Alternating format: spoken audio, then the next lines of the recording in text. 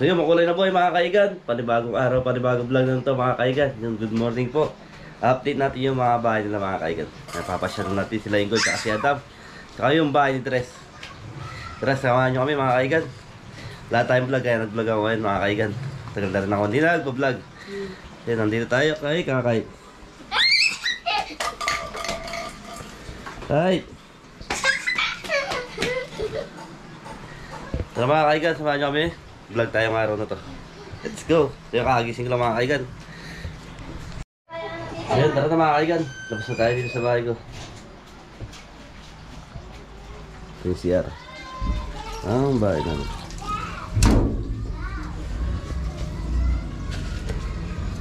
Tapos muna tayo ng bayan.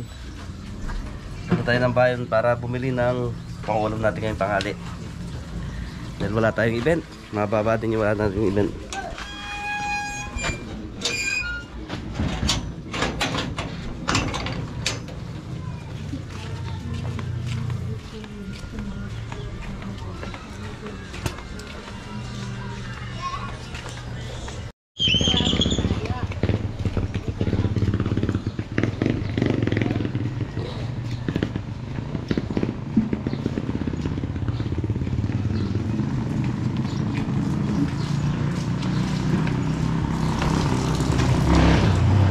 Yung bahay ni Tres.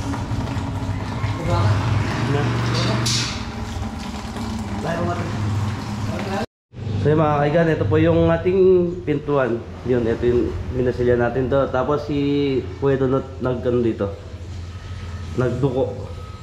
Ito yung duko ba rin sa tawag dito. May ASCII siya. Tapos dito plain white lang to. Kasi may groove eh. Nakikita niyo yung groove. Yan. Ito yung ano niya, base niya yung kulay pink. Tapos inaski ni Donut. Tapos may spray niyang spray gun. Yung may compressor. Ay, labas ng pinto niya. Pero hindi pa po nakatop coat to. Maganda. Ito yung sa pintuan ng kwarto ni Trent. Ito.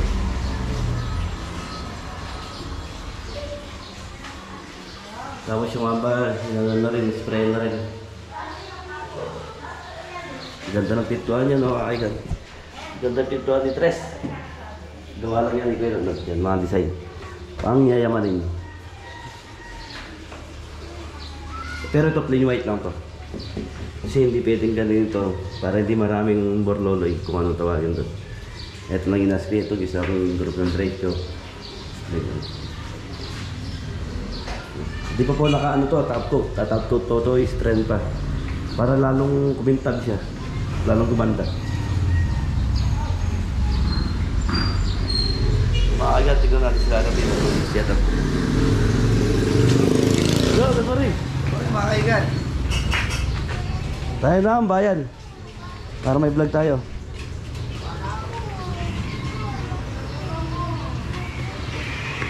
Yan. Eh ba, kagising-gising mo muna. Kagising lang. Na? Ano ginagawa mo? Na? Ano? Nandun? Ito ang bahay niya, Dam. Yung mga ganun yung mga picture ng design niya, Dam. Ito si Kuya. Graduate kayo dito yan. Kuya Dam. Ito yung pangalan niya, Dam. Hiraram. Ito naman. Ito yung pinakamabait. Yan. Yan. Si Pian. Ito yung pinakamabait. Yan. Ito yung pinakamabait. Mabait ka na yan. Pag! Tulog. Anong gawa mo? Ha? Ano? Nangalde mo. Hindi natin pinapanood ka. Ay, yung malaking machine. Mama Yarara. Na?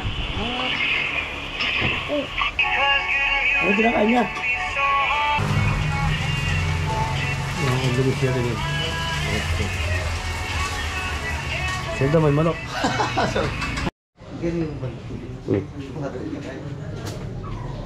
Ses! Ay! Busi-busi Ses! Hello! Good morning ka pa, good morning. Good morning like a mood. Oh, cute. Ayun. Good morning! Good morning! Parang kakagising lang ah. Opo. Ses! Ito pala si Princess. Ito, Daddy. Naglalaro po sa tatay. Yung bahay ni Ingo. Thank you po, Ma'am Susan. Ses, ito yung bahay mo? Ganda bahay si Ses ah. Ses. Ses, ganda bahay? Opo. Opo, sabi mo. Dance ka ano, Ses? Dance pa, dance. Dance ka? Yun. Ay, jump. Tignan natin yung taas ni Ingo. Nakakaigan yan. Anong tawag dito, Pai? House tour ba yan? House tour, no? Naan po, Yan, bigla lang house tour to, makakaigan. Kaya, hindi ko din nakagising ng lahat. Ito yung kwarto ni Ingo. May Princess.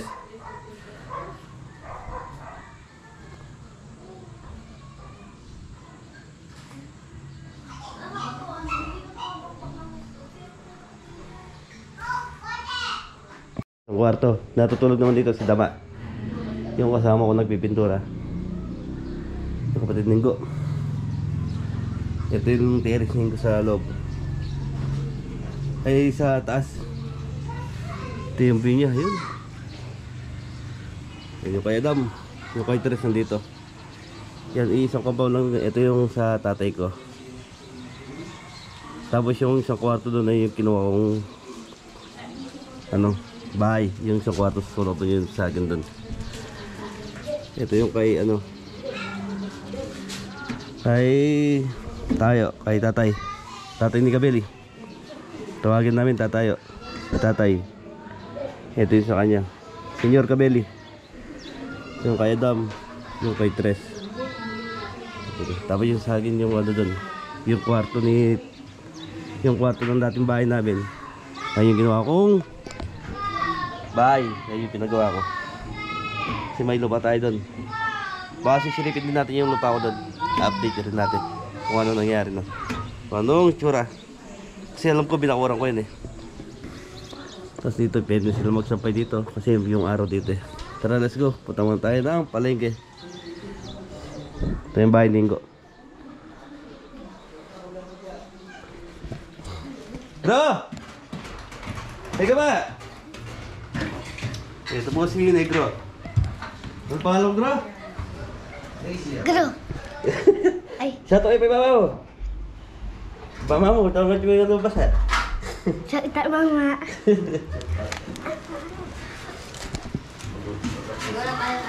Tara.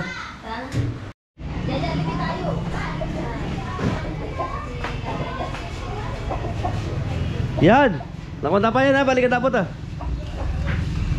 Ses, mamotor kaya, marunong kaya? Na. Okay.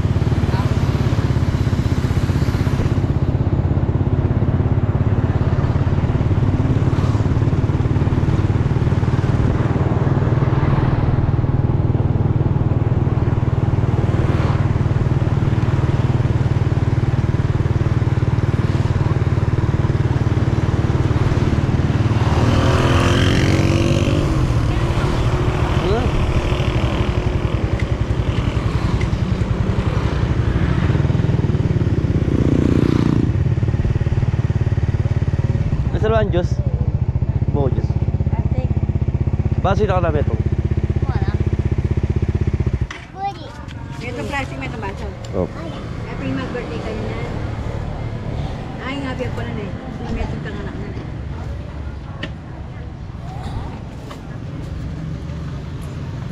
Ano gusto mo? Ayun, juice type po. Masarap po. 1 year old. Ito yung 1 year old. Kaya ka baso. Apo. Puro. Okay.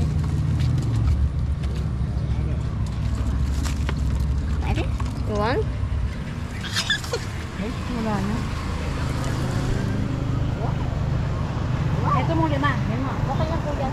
Okay na po.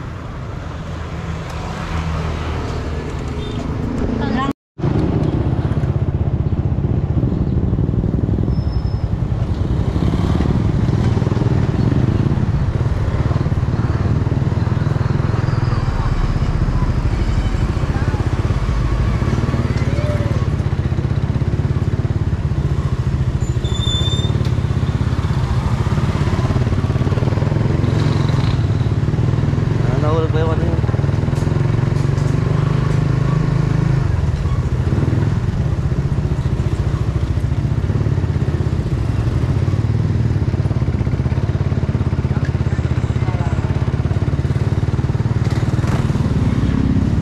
Sabi bilhin bangus.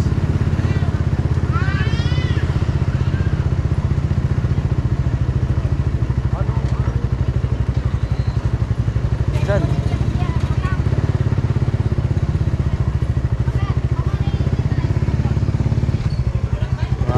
Bibili lang tayo ng bangus.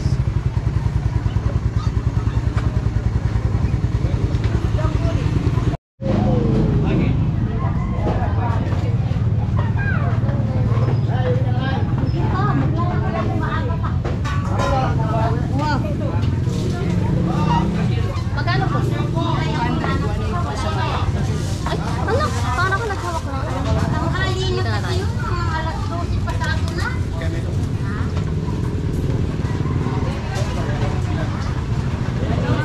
Aray po. Gagawin natin mga kaigan ano. Ano natin na santol. Sinabangan sa santol. Sigaw na bangus. Masarap yan mga kaigan.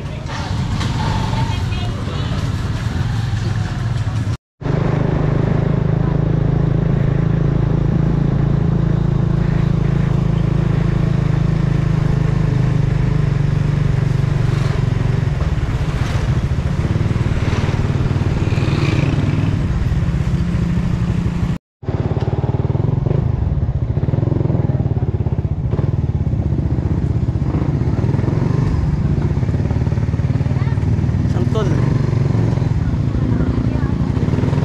Nasa santol.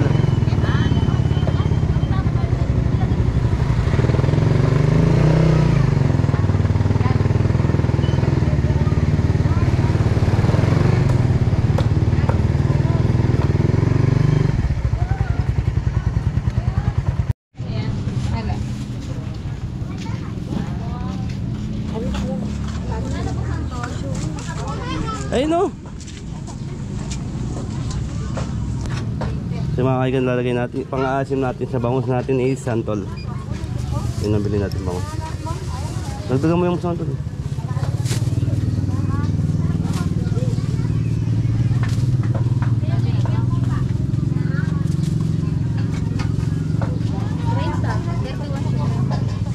Magkano ang puso mo ito mo? Ito?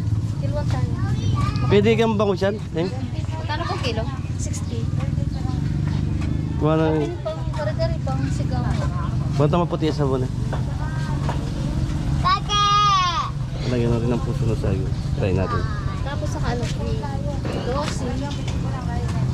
Magkano po pala man, 110. Kakay! Palengke kakay ko, palengke. Nahiya sa camera si kakay ko. Tatago-tago. Ito yung mini talipapa dito sa aming barangay. Sa barangay San Mambanyo, Aray, Pampanga. Ito yung ano nila. Yan po yung resort na malagay, yung National Park. Dito lang po sa taas. National Park dito po sa taas. Ito yung daanan niya. Yung running water. Sarap maligo ito mga ka-beses.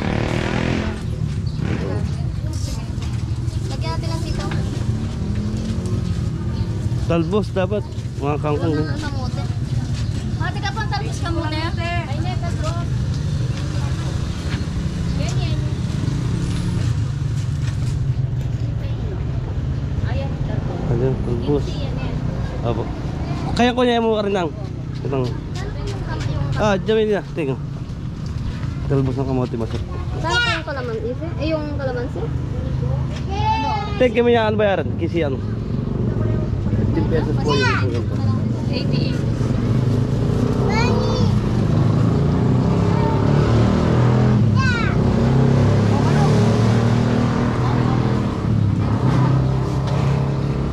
Ano plastic na lang? Plastic matapon. So mga kaigan, nandito na tayo sa bahay. So yun, pupunta muna tayo sa Aguilupa. Update rin natin, papakita ko rin sa inyo. Sama natin si Kian. Yung pinamili natin, lulutuin ko mamaya doon sa bahay ko. Tara!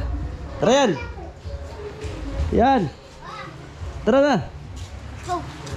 Sa aking lupa, i-update din natin kung ano nang itsura yung aking lupa, kung gumuho ba o hindi. Dahil doon sa ginawa natin yung pader. Pero binakurang ko na rin ng yero yun mga kaigan, para safe siya na yung mga bata hindi sila pupunta doon. At para hindi maano sa mga bakal na abang. Malapit lang naman dito sa bahay namin. Parang kapitbahay ko si Mori. Parang ganun siya. Yan. Kung halimbawa makakapagpatayo tayo ng bahay doon.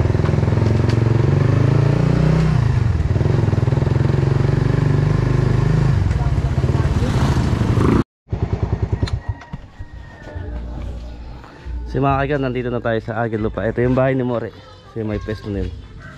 Kasi silipin na sa loob. Ayun, binakurang ko siya ng era para hindi makapasok yung mga bata. Ito yung loob niyan mga kaigan. Ito yung maluwag din mga kaigan. Yan.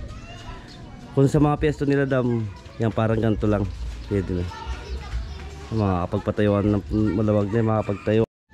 Kasi mga kaigan yung pinatayo kong poste. Pader. May tukod. Tapos meron pa siyang poste dito tsaka poste dito sa mga ganyan. Kaya yun na yung pinakabahay ko yun. Kalimbawa. Tapos second floor siya. Abang ngayon. Tapos yung natitira akong pesto doon sa likod. Kasi hanggang pa doon yung lupa. Papatagan na lang. Tapos second floor siya. Doon para magagamit yung lupa.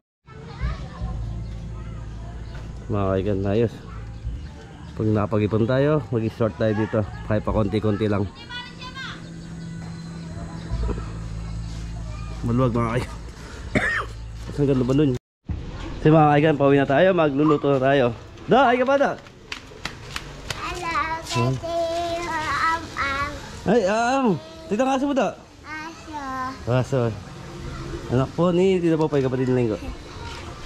Poldo. Uwi muna tayo sa ating munting tahanan.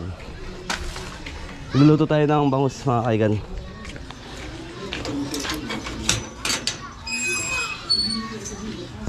Dito tayo magluto ng bangus.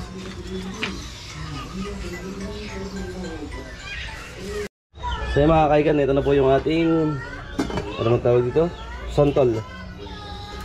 So mga kaigan, papakuloy lang natin yung santol para lumabas yung asim na santol. Tapos lalagay natin yung ingredients, tapos yung bangus. Hindi na natin gigisa yung mga kaigan. Kaya yun ang pagluto ng mga isda. Sinabawan na isda, santol. Sarap yung mga kaigan. Papakuloy muna natin hanggang sa lumabas yung ating aroma ng santol. Yung biyak niya mga kaigan lang, maliit lang.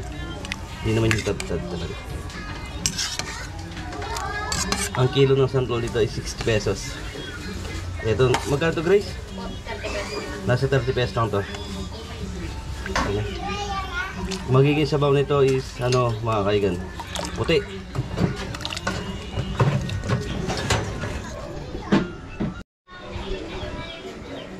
Mga kaigan, update natin yung ating santol. So mga kaigan, napapansin nyo kumukulo-kulo na. So, malambot na po yung santol. Pwede na natin lagay yung ating bangus. So mga kaigan, ito yung ating bangus. Isang bangus lang po to. Pero meron siyang 1 kilo.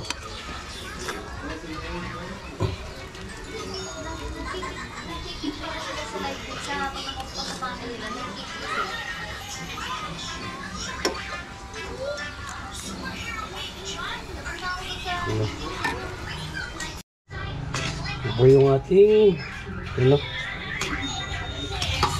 Masarap yung mga kabeli. Masim-masim yung ano. Ito naman yung ating gulay naman. Meron tayong sitaw, talbos ng kamote, tsaka puso na saging. So yung mga kaigan. Ha? Oo. So mga kaigan, pasisya na kayo, medyo masikip yung ating bahay, yung kusina. Ito yung share namin, tapos ito yung lagay natin dyan, dito yung recipe kahit. Okay, kayo, wag din.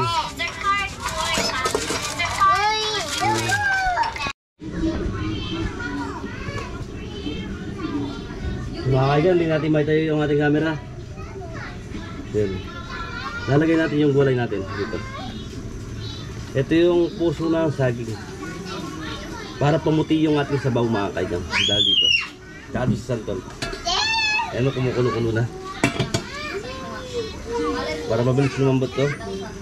Kasi yung bangus, madali lang naman maluto yung bangus mga kaigan yung isda. Tapos yung talbos ng kamote, huling-huli na. Dahil madali lang po maluto. Tapos yung sitaw. Ayan. Yung mga kaigan, sarap to mga kaigan. Lalagyan natin ng asin. So mga kaigan, di nakikita yung aking niluluto. Pero kapagkita ko maya.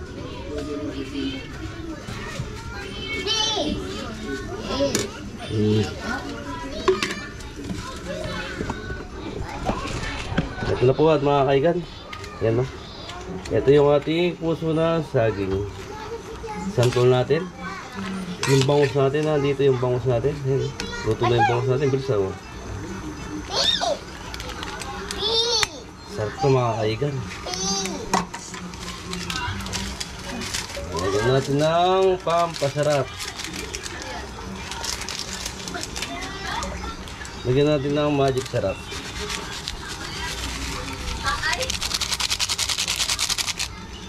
Tapos tigib-tigib lang natin to. Ayun no. Kung napapansin nyo mga kaigan, yung sabaw nyo kulay dilaw na yan. Ay kulay puti. Yelo lang, yelo puti pala yan. Papakulay pa lang, papakulay lang sa maging maputi yung sabaw nyo.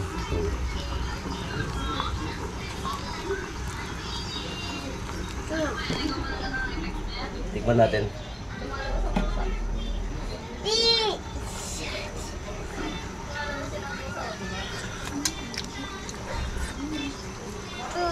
Kulang sa asin.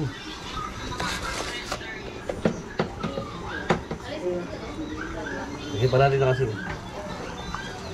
Hindi matabang. Masarap ito mga kaigan, yung maulan-ulan yung panahon. Pero yung asim, yung santol masarap yung ano. Asim ng santol. Kaysa gumamit ka ng powder, ito na lang gamitin mo. Yung press na santol.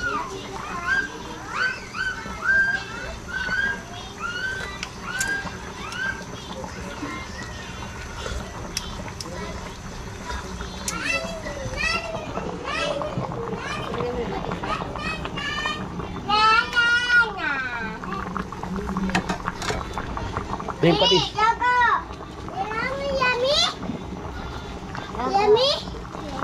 Mga kaigan, lagyan natin ng patis. Datong puti.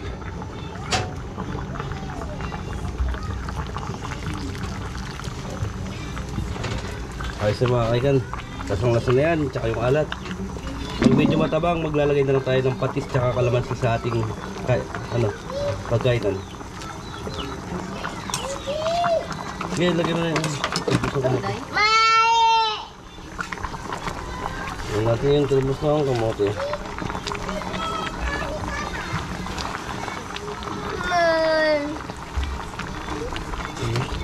Mas masarap ito mga kaigan pag maraming gulay.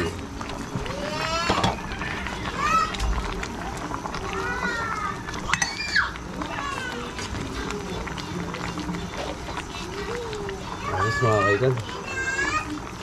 Kailangan natin lumambot yung gulay, tapos yung isda okay na. Kakain na tayo. Mga kaigan, kakain na tayo. Thank you, maraming salamat po.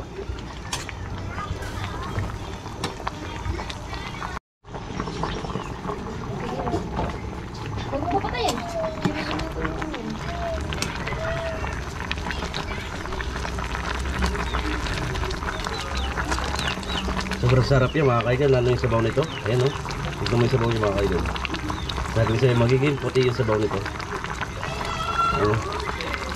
Sarap. Grabe. Grabe yung sarap nito mga kaigan. Yun o. Sarap. Sarap. Sarap ng santol ng papaasin niya. Pero minsan bayabas yung ginagawa namin. Yan, gusto ko medyo may maasim. Kaya santol ginamit ko.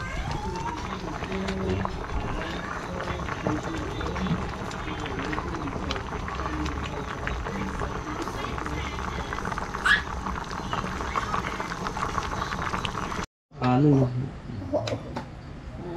So mga kaigan, ito na po yung ating bangus. Ito.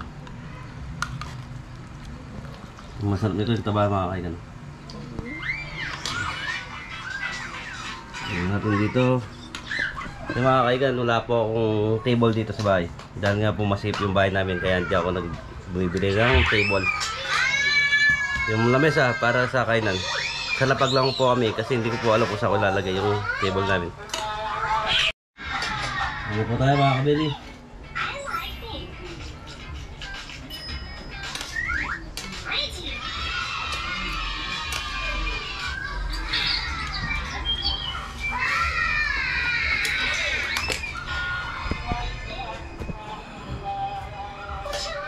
Bili ito yung sabaw.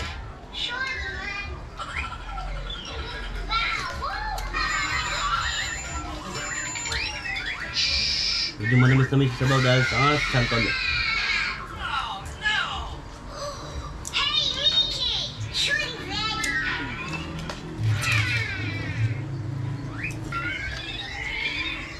Wala kami table. Dahil lang po kami kumain dito sa bahay. Dahil nga po maliit lang yung aming testo. 1 kwarto lang po ito.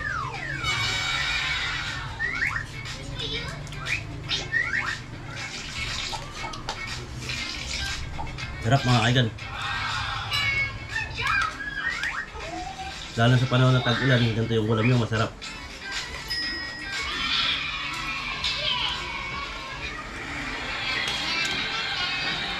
Ang pasarap pa yung ating puso ng saging.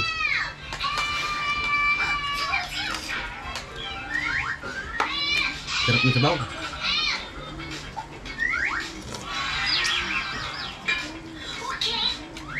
Ayos, thank you. So mga kaigan, tapos na akong kumain. Tapos na rin kami kumain. Thank you, maraming salamat. Pati sa mga house tour ng mga Team Kabit. Ayan, papadoon nyo ngayon. Thank you, maraming salamat. God bless all. Thank you po.